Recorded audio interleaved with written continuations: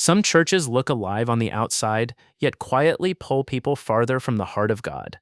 That is one of the most sobering warnings found throughout Scripture. Not every place that uses the name of Christ is leading people toward deeper faith, and the Bible repeatedly urges believers to test what they hear, instead of accepting everything without discernment. Many sincere Christians assume that if a church is popular, welcoming, or emotionally uplifting, it must also be spiritually healthy. But God's Word calls us to look beneath appearances.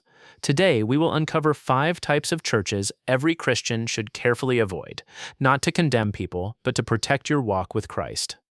By the end, you may recognize patterns you never noticed before, and those discoveries could strengthen your faith in ways you never expected. Jesus himself warned that false prophets would come in sheep's clothing while inwardly being ravenous wolves. His words remind us that outward appearances alone cannot reveal spiritual truth. Discernment has always been essential for God's people. With that foundation in mind, let's begin with the first warning. The first type of church to avoid is one that values popularity more than biblical truth. At first, this kind of church feels refreshing. The messages are encouraging, the atmosphere is exciting, and everyone seems happy. There is very little that makes anyone uncomfortable. Week after week, the focus remains on feeling better rather than becoming holier. Slowly, the cross becomes less central than personal success. I remember meeting a man who faithfully attended a large congregation for years. He told me he rarely heard anyone speak about repentance, confession, or surrender. Every sermon emphasized confidence, achievement, and positive thinking. At first, he enjoyed it because it lifted his mood. But when a painful season arrived, he realized he had learned how to feel inspired without learning how to stand firm in faith. His spiritual roots were much shallower than he had imagined. The Apostle Paul warned Timothy that a time would come when people would gather teachers who told them only what they wanted to hear, instead of enduring sound doctrine. That warning was not directed only at teachers. It was also directed at listeners who preferred comfort over conviction. Here is what many believers overlook. The greatest danger is not always hearing something completely false. Sometimes it is never hearing the whole truth. A church that avoids difficult parts of Scripture may leave believers spiritually unprepared for real battles. God's truth sometimes comforts, but it also corrects. It heals, yet it first exposes what needs healing. If every message leaves you entertained but never challenged, it is worth prayerfully asking whether the full counsel of God's Word is being proclaimed. Genuine love does not hide the truth.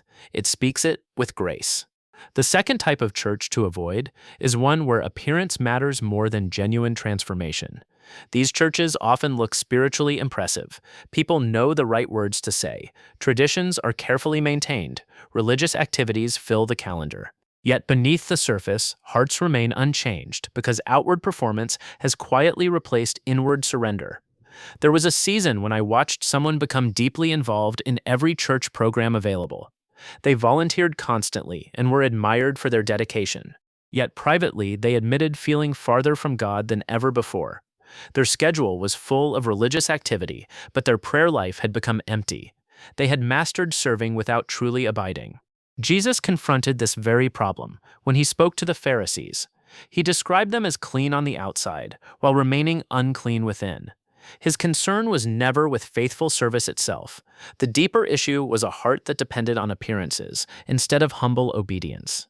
But here is what many believers miss. Spiritual maturity is not measured by how busy you appear in church. It is measured by how deeply your life is being transformed when no one else is watching. That is the difference between religion that impresses people and faith that pleases God. The third type of church to avoid is one that celebrates spiritual gifts while neglecting spiritual character. God certainly gives gifts to build his people, but the Bible never teaches that giftedness is the same as godliness. A person may speak with confidence, lead with remarkable ability, or attract large crowds while quietly ignoring humility, repentance, and obedience. I once met a believer who admired every powerful speaker he heard online. Yet after spending time with one ministry, he noticed constant pride, division, and bitterness behind the scenes. That experience taught him that impressive abilities can never replace Christ-like character. The Apostle Paul reminded the Corinthians that even extraordinary gifts are meaningless without love. The deeper lesson is this: God is far more concerned with who we are becoming than what we appear capable of doing. If this message is speaking to your heart right now, brother, sister, consider subscribing and share a simple declaration in the comments. Lord, give me discernment. Now let's continue, because the next warning is one many faithful believers overlook. The fourth type of church to avoid is one that quietly compromises with the culture instead of remaining faithful to God's word. Every generation faces pressure to soften difficult truths. Sometimes the desire to be accepted becomes stronger than the desire to remain obedient. I remember hearing about a congregation that slowly stopped teaching clear biblical standards because leaders feared offending visitors. Attendance increased for a while, yet many members admitted they no longer understood what Scripture actually taught about holy living. Jesus told the church in Pergamum that tolerating compromise always carries spiritual consequences. Grace never requires us to abandon truth. Real compassion speaks lovingly while remaining faithful to God's word. A healthy church welcomes everyone, yet it never reshapes Scripture simply to gain approval. The fifth type of church to avoid is one that points people toward human personalities instead of Christ himself.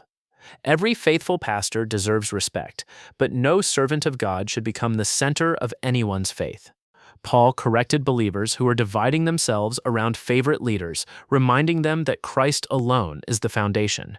Whenever loyalty to a personality becomes greater than loyalty to Scripture, spiritual danger begins. The safest churches consistently direct attention away from themselves and back to Jesus. As you reflect on these warnings, remember that the goal is not suspicion, but discernment. No church will ever be perfect because every church is filled with imperfect people. Yet God's word calls us to seek communities that faithfully teach Scripture, encourage genuine transformation, pursue holiness with humility, and keep Christ at the center of everything they do. If today's message challenged your heart, let it lead you closer to God, not farther from His people. Write in the comments, Lord, lead me in your truth. Share this message with someone seeking biblical wisdom, and subscribe for more Christ-centered encouragement. God bless you, my brother, my sister. Until next time.